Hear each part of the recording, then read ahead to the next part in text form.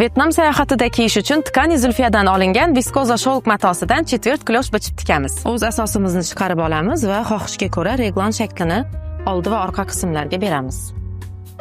Ko'krak vitishkani yopamiz. Yeng asosiga 7 ga 2 santimetrlik vitichka chiqarib, asosdan olgan qismlarimizni oldi va orqa qismlarga aniq qilib joylashtiramiz. O'rtadan kesib, yelkani bir-biriga yopishtiramiz. Matoyimizni enini bo'yiga 45 gradusda tekis qilib buklaymiz.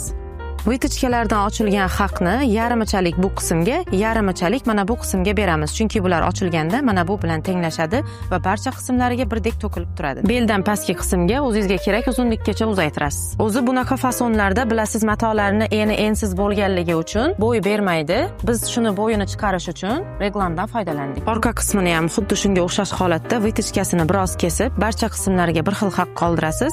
Bu fasonni ko'pchilik tekis olishadi. Biz mana shunaqa shaklda bellariga biroz figura beramiz, juda ham chiroyli chiqadi. Yengimizni matoni ko'stiga joylab, reglan qismiga zborka haqqi beramiz. Ko'ylagimizning tayyori sizga qiziqmi? Unda profilimizga obuna bo'lib qo'ying.